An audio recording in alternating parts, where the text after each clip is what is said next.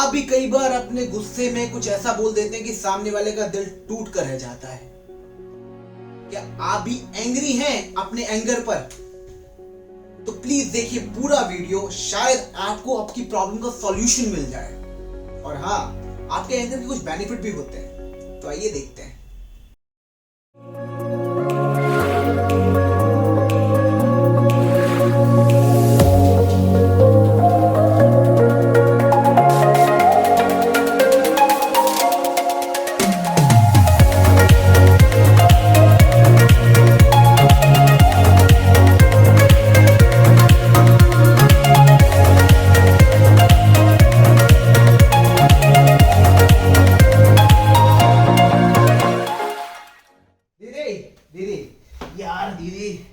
दीदी ना मेरे को आज बहुत पढ़ना है यार। रात को ही पढ़ूंगा मैं पूरा आज कंप्लीट कर दूंगा दीदी। कल 2 दिन बाद 4 दिन बाद मुझे यार एक टेस्ट देना है, जाके मुझे पढ़ना है यार। ये लैंप ना मैं ले जाता हूँ, मैं आप ट्यूबलाइट में पढ़ो प्लीज।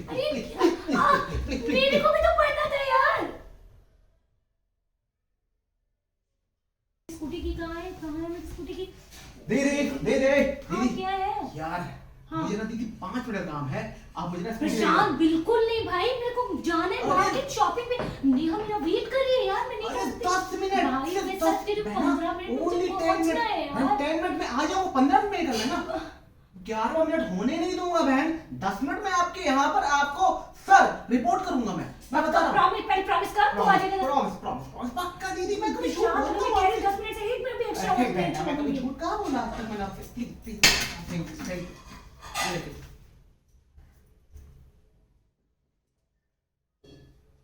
15 मिनट का बोल कर गया था, 20 मिनट हो गए। आधा घंटा हो गया, लड़के को कुछ पता नहीं कहाँ है। 1 घंटा आने दो उस लड़के को और तो मैं इसको छोड़ूंगी। दीदी आज तो यार बहुत ज्यादा लेट हो गया। I'm really sorry दीदी, आज तो ना मैं बता नहीं सकता आपको। सॉरी यार सिस्टर, ये लो चाबी। Sorry please, sorry. हाँ क्या सॉरी? तूने क्या बोला था? 11 मिनट में वापस आ रहा हूँ, 1 घंटा लगा दिया तूने। यार मैं बता रहा हूँ ना। क्या बता रहा है तू? हमेशा तू क्या है? अरे problem हमेशा तो- तू मुझे टेस्ट करता है प्रशांत। किसी के साथ भी प्रॉब्लम हो सकती क्या है। किसी के साथ भी प्रॉब्लम हो सकती है? 1 घंटे का क्या बोल के गया था? 11 मिनट, 1 घंटा लगा दिया तूने। तुझे सिर्फ अपने मैंने आपको पता भी है मैं क्या ले रहा था। यहाँ का है कौन? राजा, और हम नौकर है तेरे। जब मनाएगा अपनी मर्जी चलाता रहेगा, जमाएगा खाएगा, जमाएगा कुछ भी करेगा। मैंने आपको पता भी मैं क्या कर रहा था। क्यों कर रहा था?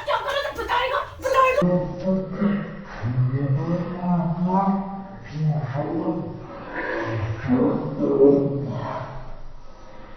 बहना आज तुमने ना मेरे को बहुत हर्ट किया। तुम्हें पता नहीं क्या कर रहा था? तुम्हें पता क्या किया था? क्या कर रहा था? गिफ्ट ले रहा था तुम्हारे लिए। क्या कल बर्थडे है तुम्हारा? ये मॉडल था नहीं दुकान में।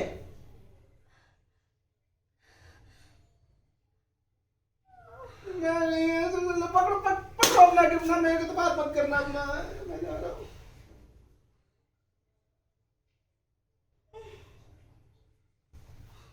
हाय फ्रेंड्स, मेरा नाम है प्रशांत और मैं आपको वेलकम करता हूं स्पिरिचुअल साइंटिस्ट क्लब में। फ्रेंड्स, मैं आपसे रिक्वेस्ट करना चाहता हूं इस वीडियो को शुरू करने से पहले कि आप 1 मिनट का पॉज लीजिए और थोड़ा कंटेम्पलेट कीजिए। हाँ, आप कंटेम्पलेट कीजिए कि एंगर आपकी लाइफ को कैसे अफेक्ट करता है। आप बस इस वीडियो को ये देखकर मत देखिए कि कुछ अच्छी बातें सुनने को मिलेंगी, पर हमारी कोशिश ये रहती है कि इस चैनल के थ्रू हम आपकी लाइफ को और भी बेटर बनाएं स्पिरिचुअल साइंस की हेल्प से। तो प्लीज 1 मिनट का पॉज लिखिए और फिर देखिए इस वीडियो को। फ्रेंड्स, अगर हम स्क्रिप्चर्स की बात करें तो स्क्रिप्चर्स में एंगर को बोला गया है कामानुगा। काम का मतलब है डिजायर और अनुगा का मतलब है फॉलोअर। जो एंगर होता है वो हमेशा किसी अनफुलफिल्ड डिजायर को फॉलो करता है। जब भी कोई डिजायर अनफुलफिल्ड रह जाती है तो एंगर अराइज होता है। और ये एंगर भी 2 तरह के होते हैं, एक बैड एंगर होता है और एक गुड एंगर होता है। गुड एंगर के जितने फायदे नहीं है, बैड एंगर उससे ज्यादा आपकी लाइफ को डिवास्टेट कर सकता है, बर्बाद कर सकता है। तो आइए देखते हैं कैसे। तो फ्रेंड्स, हम स्टार्ट करते हैं बैड एंगर से। ये बैड एंगर क्या होता है, कैसे अराइज होता है, इसके क्या डिवास्टेटिंग इफेक्ट होते हैं, और हमारी डे टू डे एक्टिविटीज वो कौन सी होती है जिसकी वजह से ये एंगर हमारे माइंड में भूत की तरह घुस जाता है। तो अगर हम देखते हैं Bhagavad Gita chapter number 2 verse number 62 में, तो उससे पता चलता है ये एंगर अराइज होता है अनफुलफिल्ड मटेरियल डिजायर की वजह से। जैसे कुछ भी हो सकता है, वो कोई ऑब्जेक्ट हो सकता है या फिर वो हमारा डिससैटिस्फाइड ईगो हो सकता है, कुछ भी हो सकता है। जब भी इस डिजायर के ऊपर कुछ भी अटैक होता है तब ये एंगर अराइज होता है। और ये एंगर इतना डिवास्टेटिंग है कि हमारे माइंड को एक वोल्केनो माउंटेन बना देता है और हमारे वर्ड्स को लावा बनाकर सामने वाले को जला देता है और उससे ज्यादा ये हमको ही जला देता है। फ्रेंड्स, अगर मैं इसके बर्बाद करने वाले रिजल्ट्स बताऊं तो कुछ ऐसे होते हैं कि ये हमारी थिंकिंग पावर को कम कर देता है, ये हमारे फोकस माइंड को डिस्टर्ब कर देता है। जिस फोकस माइंड से हम कुछ अचीव करने वाले थे, ये उसमें टर्मोइल लेके आ जाता है। ये हमारे गोल अचीविंग पोटेंशियल को जलाकर राख कर देता है। ये हमारी कन्विक्शन, हमारी बिलीफ को भाप बना के उड़ा देता है और हम फिर ऐसा सोचते हैं कि ये मुझसे नहीं होगा, ये तो सब बेकार है, ये मैं अचीव नहीं कर सकता हूं। पर ये तो हमारे इंटरनल लॉस है। पर एक्सटर्नली एंगर की वजह से कई बार हम हमारी लाइफ की बहुत सारी अपॉर्चुनिटीज को खो देते हैं। कई बार हम खो देते हैं हमारे लव्ड वंस को और फिर ये हमें गिल्ट से भर देता है और हम अकेले रह जाते हैं। और कई बार हम सोचते हैं कुछ इस तरह से।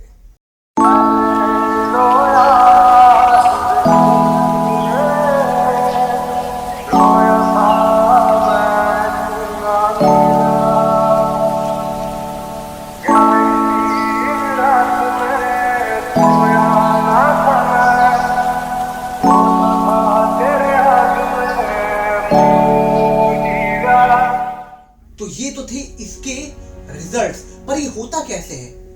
क्या ऐसी डे टू डे एक्टिविटीज हैं, क्या ऐसी हमारी हैबिट्स हैं, या फिर क्या ऐसी चीजें हैं जो हम मिस कर रहे हैं जिसकी वजह से ये अराइज हो जाता है?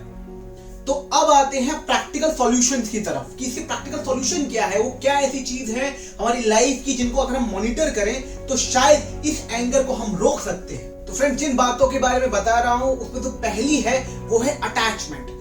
कई बार हमें हमारी मटेरियल चीजों से इतना ज्यादा अटैचमेंट हो जाता है, इतना ज्यादा हम उनसे अटैच हो जाते हैं कि हमारे लव्ड फ्रेंड अगर गलती से भी उस चीज को कुछ थोड़ा सा भी हार्म कर दें तो उनके ऊपर हमारा गुस्सा फट पड़ता है और हम भूल जाते हैं कि हमारा कोई रिलेशन है। याद रखिए कि मटेरियल चीज अगर कुछ लॉस भी हो जाता है तो आप उसको दोबारा खरीद सकते हैं, लेकिन एक बार आपका लव्ड वन आपसे दूर हो गया और कल को वो आपको मिल भी गया तो भी शायद वो आपका अपना ना हो पाए। दूसरा रीजन है अपनी बातों को, अपनी प्रॉब्लम्स को, अपनी सिचुएशन को हेल्दी वे में शेयर ना करना। कई बार हमारे लव्ड वन की किसी हैबिट की वजह से हमें प्रॉब्लम हो रही होती है, लेकिन हम उसको पहले तो सहते रहते हैं और बाद में जब वो बहुत ज्यादा हमारे अंदर भर जाता है तो हम वोल्केनो की तरह फट जाते हैं और फिर अपने रिश्ते को हार्म पहुंचाते हैं। फ्रेंड्स, अपनी बातों को हेल्दी वे में शेयर करना, अपने हार्ट को रिवील करना हमें अपनों से आना चाहिए और इसके ऊपर भी हमने एक डेडिकेटेड वीडियो बनाया है जिसका लिंक मैं डिस्क्रिप्शन में भी दे रहा हूं और आप आई बटन पे भी क्लिक कर सकते हैं। थर्ड रीजन है अनफिनिश्ड बिजनेस।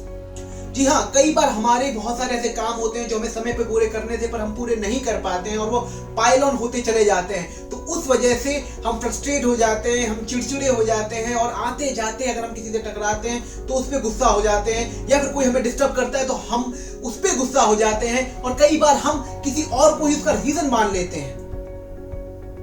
आपका अनफिनिश्ड बिजनेस ये आपकी प्रॉब्लम है। किसी इनोसेंट को उसका जिम्मेदार क्यों मानना और उस पर क्यों गुस्सा होना?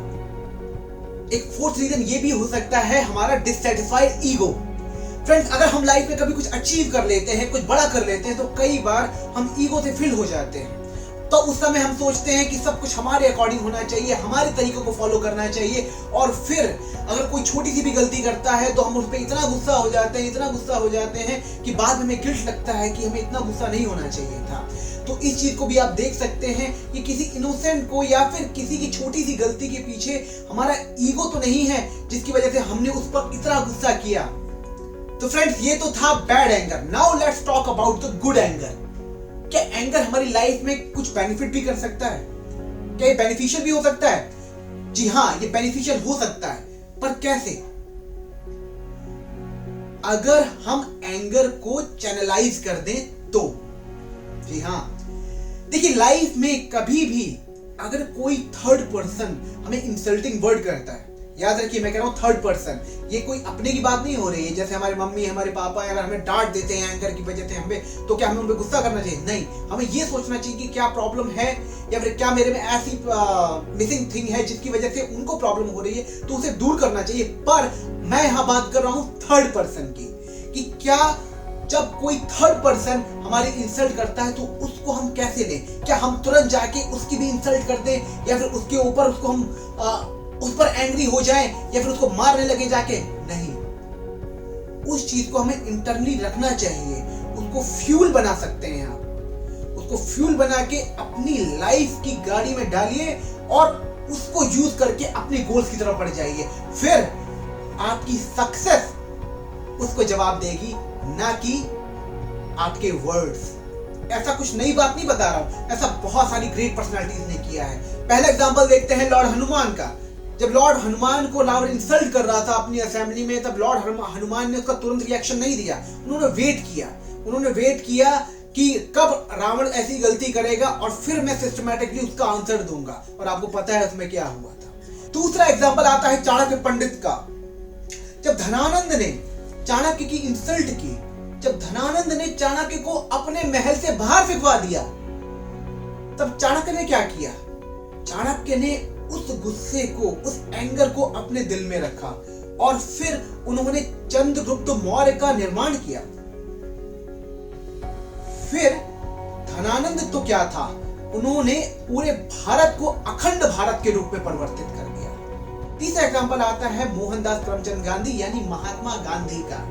जब ब्रिटिशर्स ने उनको ट्रेन के फर्स्ट क्लास कोच से बाहर फेंक दिया ब्लडी इंडियन बोलकर, तब उन्होंने क्या किया? उन्होंने भी उस एंगर को अपने दिल में रखा और प्लानिंग की कि कैसे ब्रिटिशर्स को इंडिया से बाहर फेंकना है। तो आपने देखा कैसे ये आपका एंगर फ्यूल की तरह भी काम कर सकता है, आपकी गोल की तरफ आपको लेकर भी जा सकता है।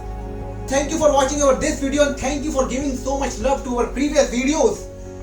Now I request that you please, if you like our videos, please like, share and subscribe, because your like, your share and subscribe is a source of our motivation.